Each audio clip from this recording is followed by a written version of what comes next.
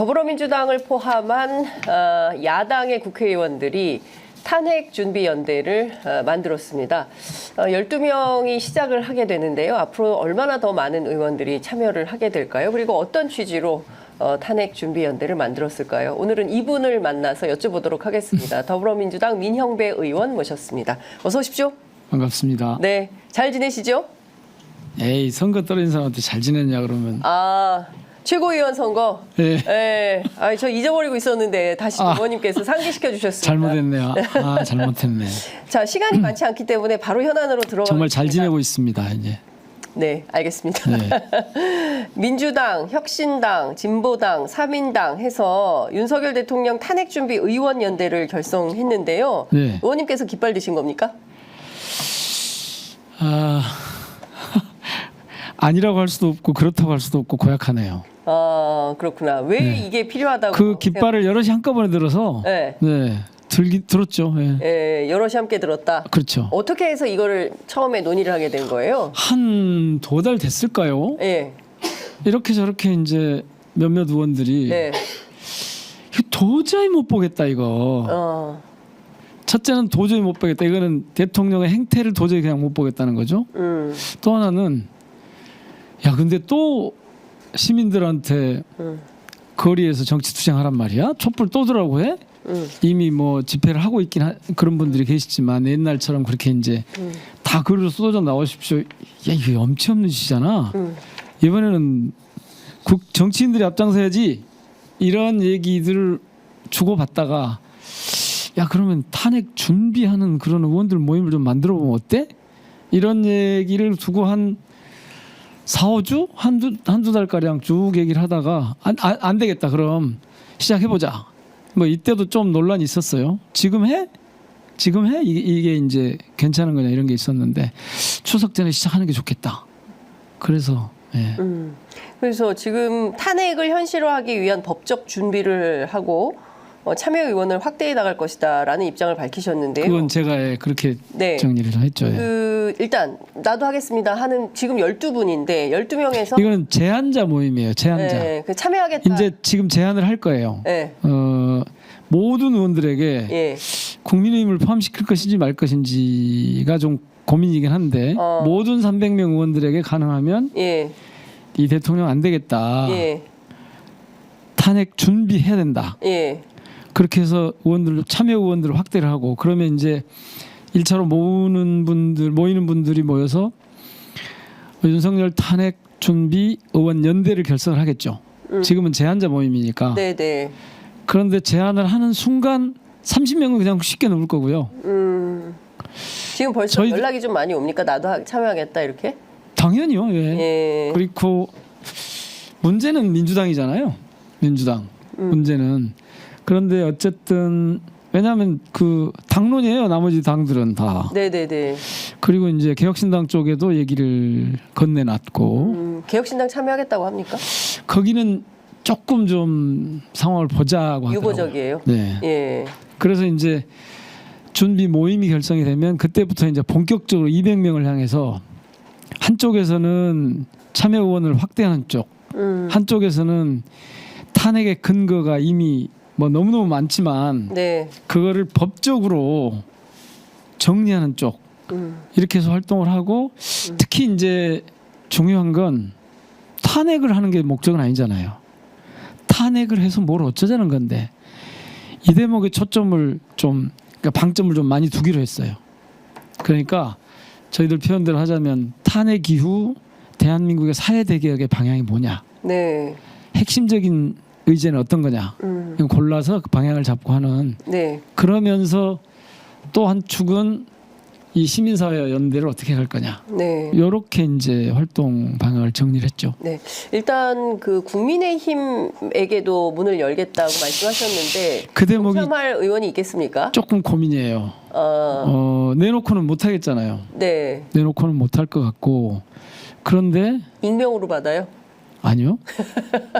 그렇게 하는 것 자체가 네. 의미가 있는지를 따져보는 거죠.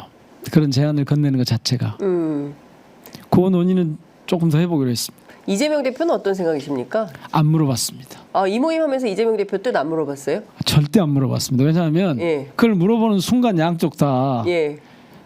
스탠스도 고약하게 될 수 있고 앞으로 활동 방향이나 행보가 불편해질 수 있어요. 왜냐하면 그러면 공격의 대상이 될 거 아니에요, 바로. 그렇지 않아도 이번에 보니까 제가 깜짝 놀랐는데 대통령실이 21대 때도 제가 뭐 탄핵 얘기 어쩌고 할 때마다 그때는 뭐 그렇게까지는 안 하더니 거의 발작적인 반응을 보이던데요. 대통령실이. 예. 그 대변인이라는 분이 나와서 뭐 그냥 하나도 저한테는 들어오진 않던데 뭐 어쩌고저쩌고 하면서 정당의 기능, 정당의 역할, 정당 자체를 부정하는 어쩌고저쩌고 그러더라고요. 네. 무슨 말이지 저게? 네. 도대체 알아들을 수 없는 말을 했어요. 예상대로 탄핵 빌드업을 하려고 야당의 의도가 서서히 드러나고 있다. 이재명 대표의 1심 선고가 임박해지자 탄핵을 통해 이 대표를 지키려는 그 방탄 상상력에 갇혀 있기 때문에 이 정권이 네. 제가 보기엔 오래가 힘들 것 같아요. 탄핵이 될 것 같아요. 왜냐하면 지금 대통령실이 하는 걸 가만히 봐보면 지금까지 한 번도 보지 못했던, 그러니까 박근혜, 이명박 시절에도 보지 못했던 그런 행태를 막 해요. 그런데 더 중요한 거, 자기들이 무슨 일을 하고 있는지, 이게 뭐가 문제인지를 모르는 게 이게 진짜 문제예요. 그래서 그런 반응을 보이는 거 보고 한 번도, 그러니까 옛날에 검찰 때 갖고 있던 그 생각을 그대로 대통령이 갖고 있고 대통령의 참모들도 그 대통령의 뜻에서 하나도 벗어나지 못한 것 같은데 우리는 잘못이 없다. 우리는 처벌 대상이, 징계나 처벌의 대상이 아니다. 우리는 법을 운용하는 사람들이어서 법 위에 있다. 이런 착각을 심하게 하고 있는 것 같아요. 그 앞서 의원님께서 지금 그 탄핵의 근거에 대해서, 그러니까 한쪽은 사람들을 모으고 한쪽은 법적으로 검토를 하고. 법리를 검토한다. 예를 들면 뭐 하셨는데, 예. 예. 자, 군사법원법을 위반했냐, 해병대 박정훈 그 수산장에 대한 외압 행사가, 예를 들면은, 그러니까 네. 해병 그 사건을 대통령이 개입했다면 이게 구체적으로 어떤 법을 위반했냐, 저희가 지금 감으로는 다 잡고 있잖아요.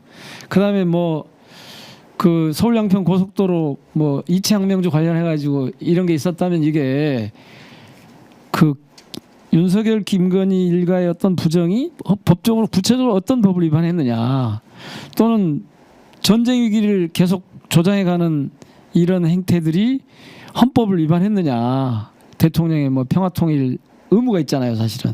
위반했느냐. 그다음에 무슨 일본 강제징용의 친일해법 같은 경우가 예를 들면 대법원 판결을 부정하는 건 아니냐. 그다음에 거부권을 행사를 계속하고 있는데 이것이 대통령 권한을 남용하고 있는 거냐, 아니면 정당한 거냐, 이런 것들, 뭐 후쿠시마 해양 그 오염수 투기를 방조한 것이, 이를테면 이게 국민의 생명과 안전을 지켜야 될 대통령이 책무를 제대로 하고 있는 거냐. 예를 들면 이런 것들이 너무너무 많잖아요. 그런 것들에 대한 법적 근거를 이제 다 정리를 해가야겠죠. 그런데 지금 그 저 준비 모임 12분 가운데 법률가는 없는 것 같아요. 그런 일을 법률가들이 합니까? 법적 검토를 그러면 비법률가들이 아니, 전문가들이 얼마든지 사안을 정리하면, 국회 입법기관들이잖아요, 다. 예. 그래서 그 주변에 얼마든지 그런 데 대한 이게 예. 법률가가 없는 건 아니고요. 예. 이제 이걸 하는 순간 들어오게 돼 있고요. 왜냐하면 예를 들면 그 황운하 의원이 대표로 지금 들어와 있지만 네. 거긴 당론이에요. 그래서 이 모임을 결산하는 순간 다 들어오게 돼 있어요. 그러니까 12분이 다 들어오게 돼 있다. 조국혁신당의 예. 12명이 다 그다음에 진보당도 다 들어오고 예. 다 들어오게 돼 있어요. 예. 지금은 제한자 모임 수준이기 때문에 그렇지만 네. 다 들어오게 될 거고, 세상에 어떻게 국회의원들한테 그 법률 전문가가 없다고 그렇게 말씀을 하십니까? 아니 그 저기 원래 법조인들이 사실 이런 걸 뭐 빠꼼이들이니까 지금 그 12분 가운데는 법조인들이 없어서 제가 그걸 여쭤봤고요. 제가 법조인 아닌데 정치검사 사건 조작 특별대책단 단장을 했습니다. 네, 알겠습니다. 왜 그랬겠습니까? 네, 상당히 전문성이 있는 걸로 그렇게 하겠습니다.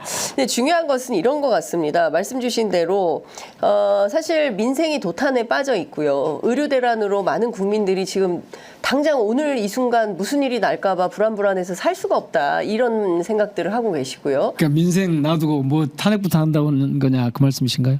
아니요.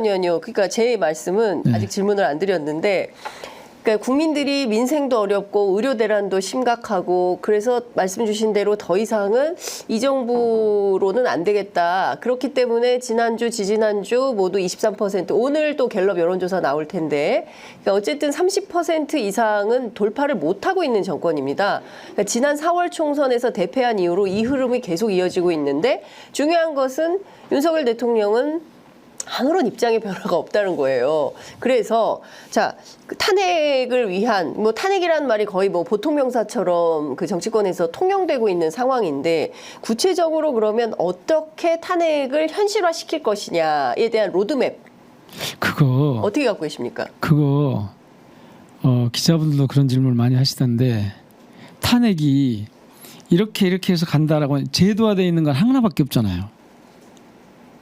제도화되어 있는 것. 네. 이것은 투쟁의 과정에서 그런 제도의 영역으로 끌어들이려고 하는 과정이지 제도의 영역을 적용하는 과정이지 네. 이거는 투쟁이지 그 제도 제도를 활용해서 그 제도로 뭘 해보자는 게 아니잖아요. 그러니까 어떻게 투쟁을 조직하실 겁니까? 그 조금 전에 말씀드렸잖아요. 예. 일단 최종적인 목표는 200명을 채우는 거잖아요. 예. 그런데 200명을 채우더라도 근거가 있어야 되잖아요. 그러니까 이제 그런 사건들에 대해서 하나씩 탄핵 사유가 이래서 탄핵 사유다. 이래서 탄핵 사유다. 이거를 저희들이 때로는 집단적으로 의견을 내기도 하고 때로는 전체적으로 집회나 시위 같은 걸 통해서도 하고 때로는 토론회나 공론화 과정을 거치기도 하고 이런 싸움들을 해나가야죠. 그래서 탄핵의 요건을 지금 이미 많이 쌓였다고 보지만 그런 것들을 구체화해 나가야겠죠. 그래서 구체화해서 이래서 탄핵이 할 수밖에 없어. 그러니까 탄핵 요건의 구체화 전략이 그 투쟁의 가장 기본적인 방향이죠. 그리고 그것을 알리기 위해서 이제 지금 말씀드린 대로 이런저런 미디움들을 활용해서 하게 되겠죠. 네. 그러니까 그 앞서 의원님께서 이제 뭐 지난 2016년, 2017년 때처럼 국민들이 광장에서 촛불을 들게 할 수는 없다. 정치인들이 이번에는 적극적으로 먼저 나서서 탄핵의 길을 열어야 된다라고 판단해서 12분의 국회의원들이 먼저 결의한 거다. 다들 그렇게 말씀들 하시더라고요. 예. 예, 그렇다면 국민들이 더 이상 광장에 나가지 않아도 되는 것은 200명을 조직해서 탄핵을 돌파하는 거고 헌법재판소에서 이것을 사실상 인용 결정을 받아내는 전략적 판단 이게 필요한 것인데요. 그러니까 그것을 위한 준비 작업 차원에서 12분이 일단 모였다. 이 정도로 생각하면 되겠네요. 준비를 하기 위한 준비 그러니까 주비위예요. 이를테면. 주비위다. 예. 제안자 준비를 모임. 위한 준비 모임을 결성하기 위한 주비위. 주최위원회다. 뭐 이런 정도로 저희가 해석을 하면 될 것 같고.